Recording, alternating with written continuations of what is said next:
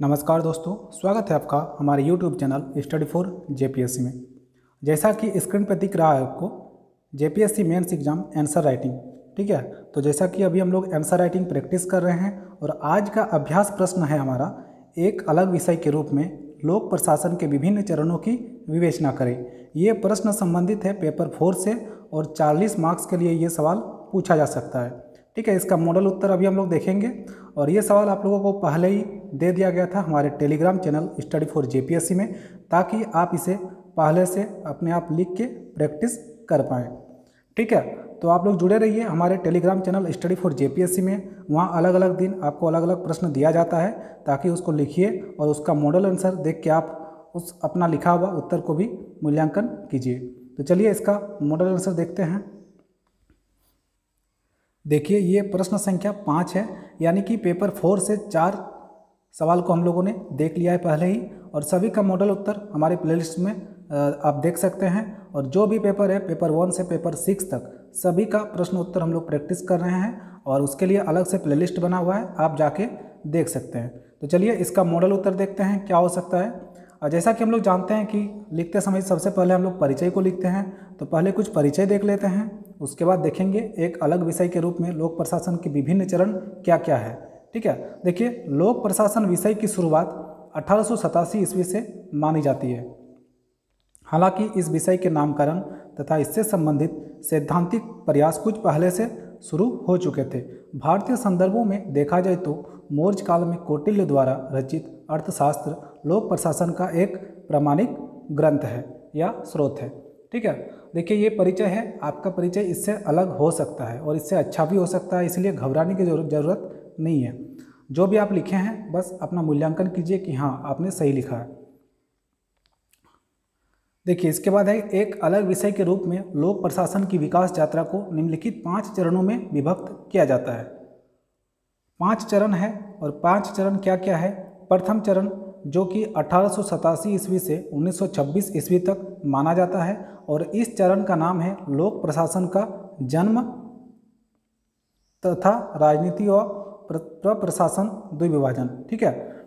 देखिए इस चरण में यह जो चरण है 1887 से 1926 लोक प्रशासन का प्रथम चरण है और इसके बाद जो यहाँ पे लिखा हुआ है इसके बारे में कुछ इसको भी लिखना जरूरी है। देखिए लोक प्रशासन की शैक्षणिक यात्रा की शुरुआत 1887 ईस्वी से मानी जाती है। इस वर्ष संयुक्त राज्य अमेरिका के प्रिंसटन विश्वविद्यालय में राजनीति विज्ञान के प्राध्यापक वुड्रो विल्सन ने पॉलिटिकल साइंस, ठीक है। देखिए कुछ वर्ड इसमें टाइपिंग मिस्टेक है, वो सब आप लोग ध्यान दीजिएगा।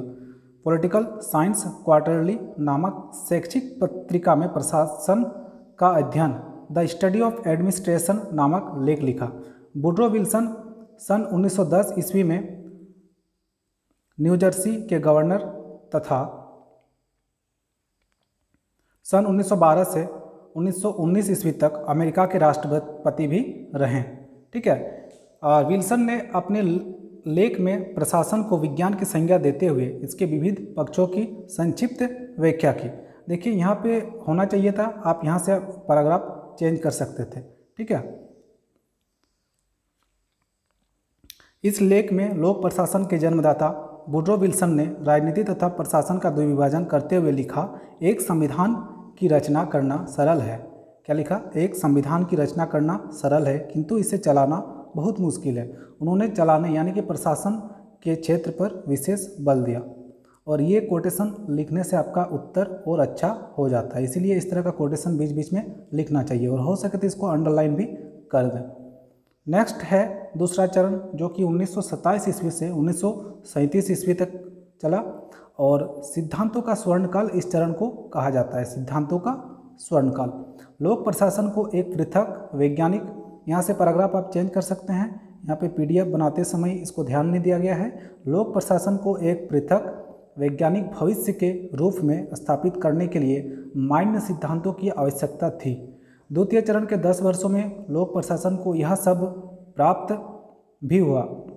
लोक प्रशासन के स्वर्ण युग के नाम से प्रसिद्ध इस काल में सन 1927 ईस्वी में WF विलोबी की पुस्तक लोक प्रशासन के सिद्धांत प्रिंसिपल ऑफ पब्लिक एडमिनिस्ट्रेशन प्रकाशित हुई, ठीक है। यहाँ इसके बाद है लोक प्रशासन को विज्ञान मानने वाले विलोबी इस बात पर बहुत बल देते थे कि प्रशासन के भी सिद्धांत तथा नियम हैं जिन्हें भली प्रकार से कार्यान्वित करके लोक प्रशासन में सुधार लाया जा सकता है। इस काल में मुने एवं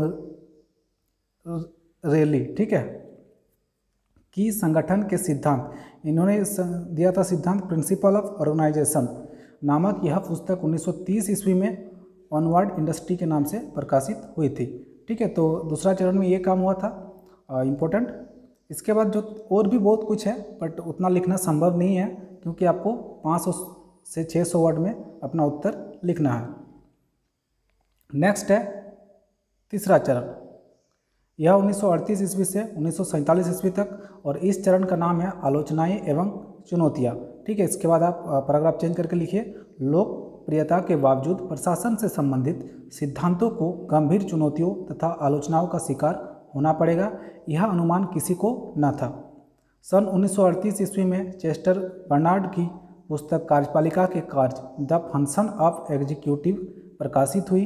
इसे किसी भी कार्यरत अनुभवी प्रशासनिक अधिकारी द्वारा प्रबंध एवं संगठन पर लिखी गई सर्वाधिक विचारोत्तेजक पुस्तक माना जाता है, लेकिन बर्नार्ड ने एक अनुभवी प्रशासक होते हुए भी इस पुस्तक में किसी प्रशासनिक सिद्धांत का वर्णन नहीं किया। स्वभावतः इससे लोक प्रशासन के विद्वानों एवं अध्येताओं को निराशा हुई। लोक प्रशासन को सबसे बड़ी चुनौती हर्बर्ट साइमन के 1946 ईस्वी में प्रकाशित एक लेख द्वारा मिली। इस लेख में उन्होंने लोक प्रशासन के सिद्धांतों का उपहास करते हुए उन्हें किंवदंतियों की संज्ञा दी। साइमन के अनुसार प्रत्येक प्रशासनिक सिद्धांत को सरलता से काटा जा सकता है। उदाहरण के लिए देश की एकता, कार्य विभाजन तथा नियंत्रण का क्षेत्र आदि सिद्धांत संदिग्ध और कोरे मुहावरे हैं। साइमन ने प्रत्येक मुहावरे के विरोधी मुहावरे को प्रस्तुत कर एक बारगी लोक प्रशासन के विद्वानों को स्तब्ध कर दिया। साइमन के अनुसार यह सिद्धांत मनुष्यों के रहने लायक मकान निर्मित करने की अपेक्षा क्रम में लगी छोटी छोटी गुमटियों की श्रृंखला दिखाई देते हैं। ठीक है, ये कोटेशन है। सन 1947 ईस्वी में साइमन ने अपनी सर्वाधिक चर्चित पुस्तक administrative behaviour decision making process in administrative organisation लिखा। ये सब फैक्ट देखिए, ये जो क्वेश्चन है ये फैक्ट बेस ही है। ठीक है, इसीलिए आपको लग रहा होगा कि इतना फैक्ट कैसे याद रखें, तो ये लोक प्रशासन में जो ये सवाल है ये फैक्ट पर ही आधारित है। निर्णय प्रक्रिया अ स्टडी ऑफ विश्लेषण पर साइमन के योगदान को देखते हुए उन्हें सन 1978 ईस्वी में नोबेल पुरस्कार भी प्रदान किया गया। अगला चरण है चतुर्थ चरण, जो कि 1948 से 1970 ईस्वी तक चला और स्वरूप की संकट अवस्था, ठीक है, इस चरण का नाम है। इसमें आपको लिखना है लोक प्रशासन का यह चरण स्वरूप की संकट अवस्था क्राइसिस ऑफ आइडेंटिटी के नाम से इसलिए जाना जाता है कि इस चरण में लोक प्रशासन विषय का अस्तित्व ही खतरे में पड़ गया था। लोक प्रशासन के सम्मुख नित्य प्रति हो रही आलोचनाओं की तीव्र बौछारों के विरुद्ध बचाव पक्ष कमजोर था। लोक प्रशासन की शास्त्रीय या परंपरागत विचारधारा अविश्वसनीय सिद्ध हो रही थी। इसी चरण में तुलनात्मक लोक प्रशासन तथा विकास प्रशासन की अवधारणाएं पल्लवित हुई। संकट के इस चरण में कुछ विद्वान लोक प्रशासन से पुनः राजनीति विज्ञान की ओर आ गए, क्योंकि राजनीति विज्ञान से पृथक होकर लोक प्रशासन का जन्म हुआ था। जैसे कि आप लोग पॉलिटिकल साइंस ऑनर्स यदि किए होंगे तो आपको पता होगा कि पॉलिटिकल साइंस ऑनर्स के अंतर्गत ही हम लोक प्रशासन को पढ़ते हैं और पीजी के लिए ये एक अलग विषय बन जाता है। ठीक है, लेकिन लोक प्रशासन ग्रेजुएशन के समय पॉलिटिकल साइंस ऑनर्स में ही पढ़ा जाता है। अगला है, इसमें धीरे धीरे राजनीति विज्ञान में लोक प्रशासन की उपादेयता कम हो गई तथा लोक प्रशासन को अपना अस्तित्व बनाए रखने के लिए नए विकल्पों की खोज करनी पड़ी। इस चरण में लोक प्रशासन तथा व्यापार प्रबंध विषयों ने मिलकर प्रशासनिक विज्ञान की ओर कदम बढ़ाए। ऐसी मान्यता विकसित हुई कि प्रशासन तो प्रशासन है, चाहे वह सरकारी कार्यालयों में चलाया जाए या निजी फैक्ट्री से संबंधित कार्यकलाप को संचालित करे। स्पष्टतः इस मान्यता को अंगीकार करते समय लोक प्रशासन को अपना निजी स्वरूप त्यागना पड़ा। इसी चरण में नवीन लोक प्रशासन की विचारधारा पनपने लगी। फ्रेडरिक्स के प्रतिमानों ने लोक प्रशासन को संबल प्रदान किया।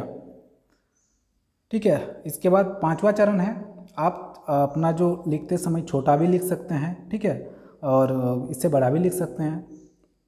चलिए, लेकिन 500 से 600 वर्ड आपको ध्यान में रखना है। पांचवा चरण है आपका 1971 ईस्वी के बाद का चरण, जो अभी तक चल ही रहा है, और अंतर विषयी तथा परिपक्वता काल इस चरण का नाम है। तीसरे और चौथे चरण में चुनौतियों का सामना करता हुआ लोक प्रशासन विषय अपने पांचवें चरण में परिपक्वता प्राप्त करने लगा है। इस चुनौतियों और आलोचनाओं के लोक प्रशासन को सुदृढ़ एवं विश्वसनीय सिद्धांतों की खोज की ओर प्रेरित किया है। राजनीति विज्ञान, अर्थशास्त्र, मनोविज्ञान, समाजशास्त्र तथा विधि सहित प्राकृतिक विज्ञानों के नियमों के साथ समन्वय स्थापित कर लोक प्रशासन ने अंतर विषयी दृष्टिकोण विकसित किया।